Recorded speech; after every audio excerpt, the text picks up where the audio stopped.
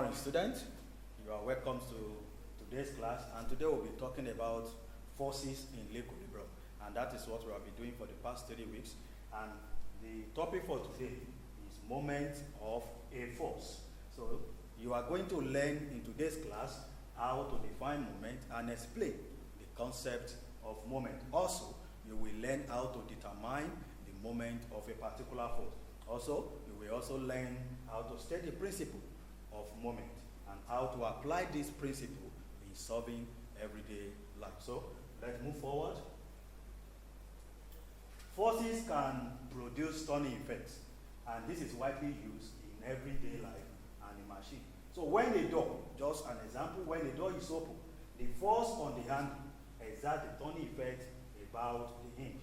A force that is applied to an object away from the object center makes the object rotate about a fixed point. This turning effect is what we call moment. So let's define moment. That moment can be defined as a turning effect produced by a force on a body on which it is acting.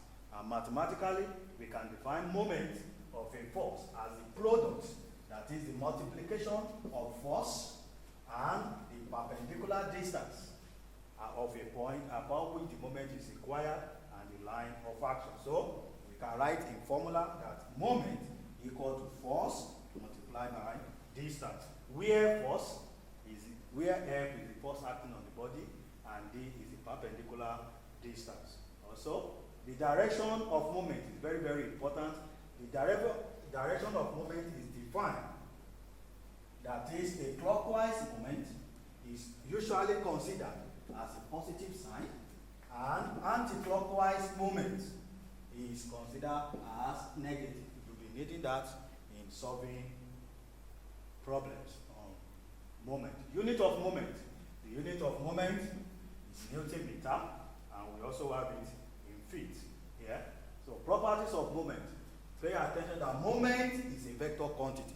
So it has magnitude and direction. Direction is still the same thing as sense of the force. Then the sense of a moment can be either clockwise or counterclockwise. Counterclockwise here means anti-clockwise, on which way it will tend to make the body to rotate. So let's look at the principle of moment. The principle of moment states that when a body is in equilibrium, the total sum, that is the summation, the total sum of the anti-clockwise moment, I can write it anti-clockwise moment, is equal to the total sum, that is equal to the total sum of clockwise moment.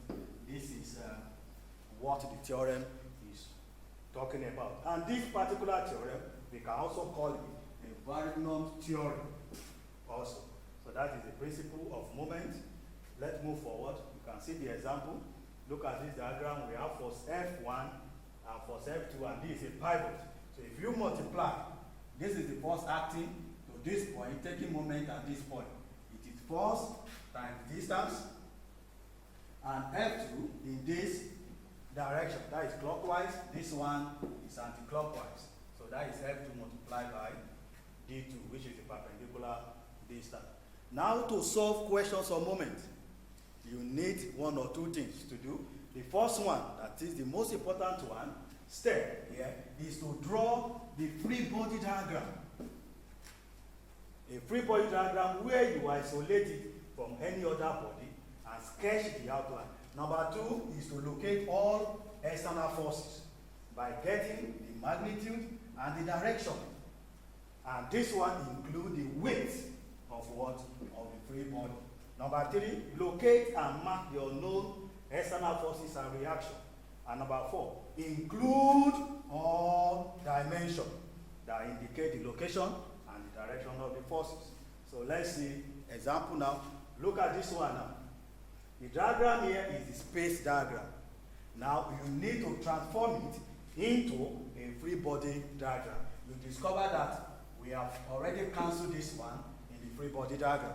Likewise, this particular one, this image and this image has been cancelled in the free body diagram. What is important to us is the weight and the reaction, the sense of the force, that is the reaction of the force. So, in calculating moment, we use this formula, but we can also use this formula where this one equal to d, the perpendicular distance, in case you were given angle to find the perpendicular distance. So, let's see this particular example.